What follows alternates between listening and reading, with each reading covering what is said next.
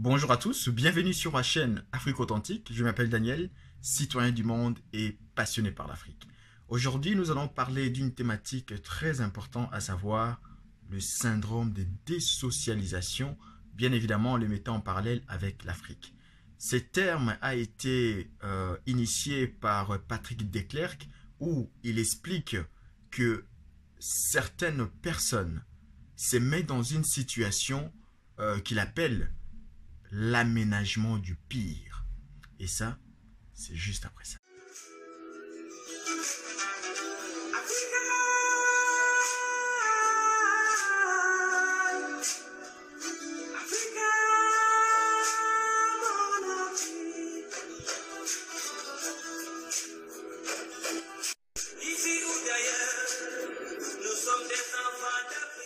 Comme je vous disais, aujourd'hui nous allons parler du syndrome de désocialisation initié par Patrick de Klerk à la suite d'une analyse ou d'une enquête par rapport aux personnes sans abri, personnes sans domicile fixe, où il a remarqué certaines catégories de personnes. Il se mettait dans des postures où c'était carrément impossible de les aider. D'où il a sorti le terme aménagement du pire.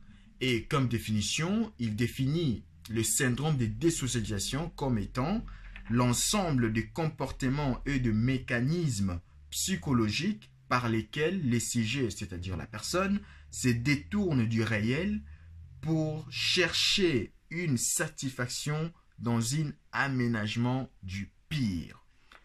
En fait, pourquoi on veut aborder ces sujets? Parce que je pense qu'on peut le mettre en parallèle avec ce qui se passe en Afrique. Le syndrome de désocialisation, c'est le fait, comme l'explique Patrick de Klerk, que la personne se détourne du réel.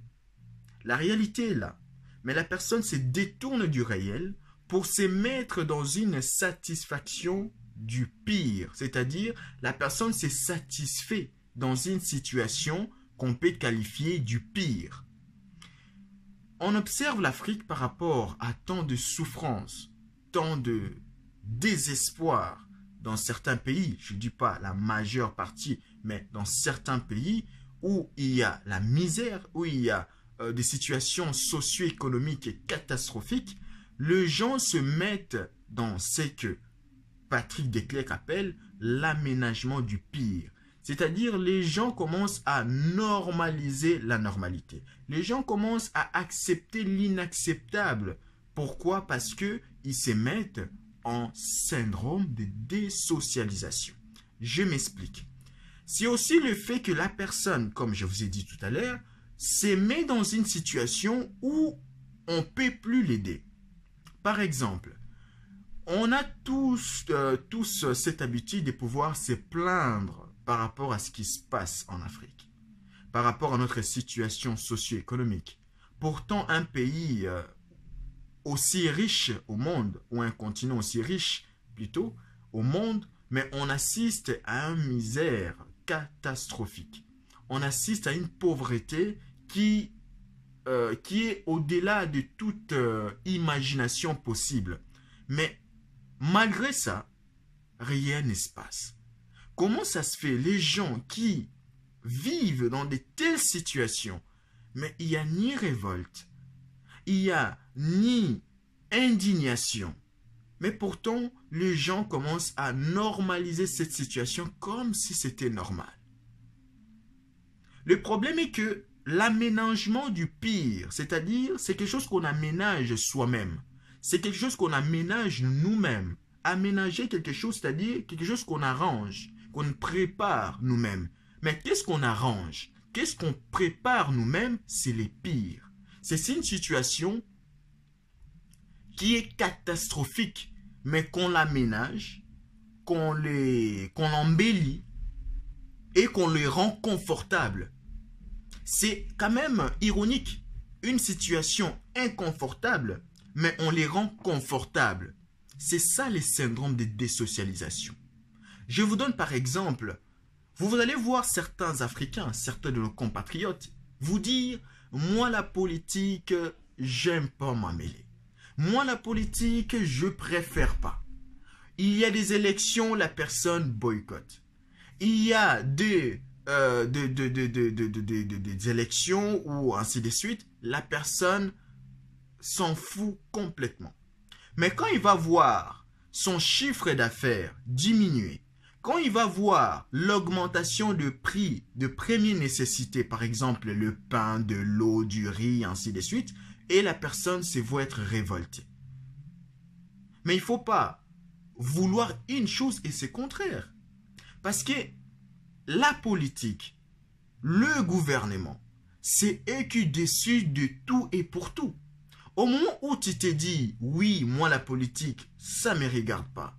Moi, tout ce qui est gouvernement, tout ce qui est décision du pouvoir législatif, c'est-à-dire le parlementaire, le pouvoir exécutif, c'est-à-dire le gouvernement, ça ne me concerne pas. Ce qu'ils vont faire, pour moi, franchement, j'en ai rien à cirer.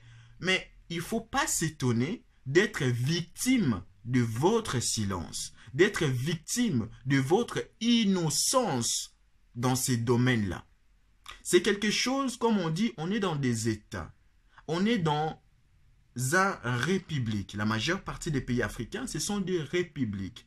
Ce sont des États où on choisit nous-mêmes nos représentants.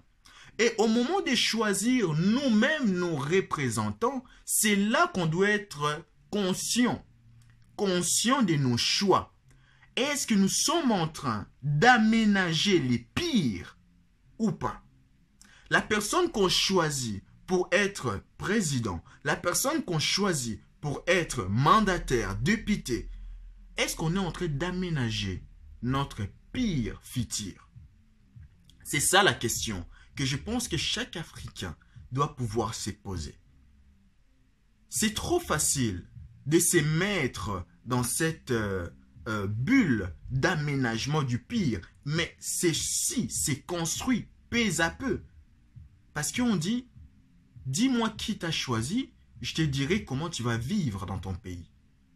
Et ça, nous devons conscientiser chaque Africain de savoir que nous sommes maîtres de notre destin.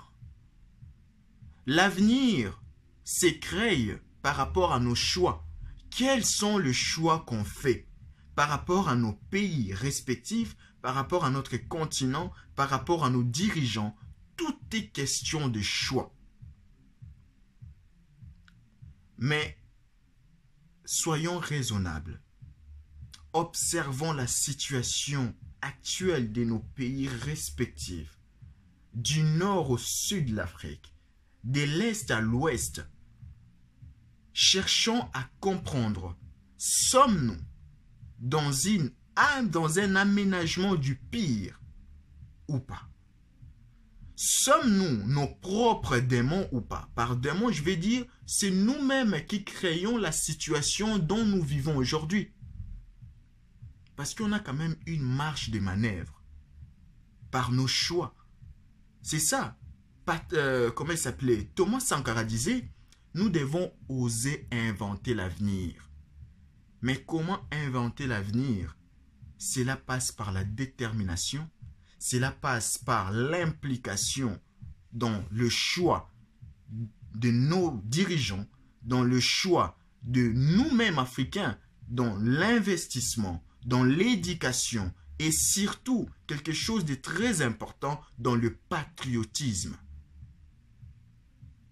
Arrêtons d'être nous-mêmes nos propres démons, c'est-à-dire nous vendons l'Afrique et puis après on se plaint. La seule manière que nous pouvons quitter cet état de syndrome de désocialisation, c'est simplement que nous devons comprendre que les changements ne s'improvisent pas.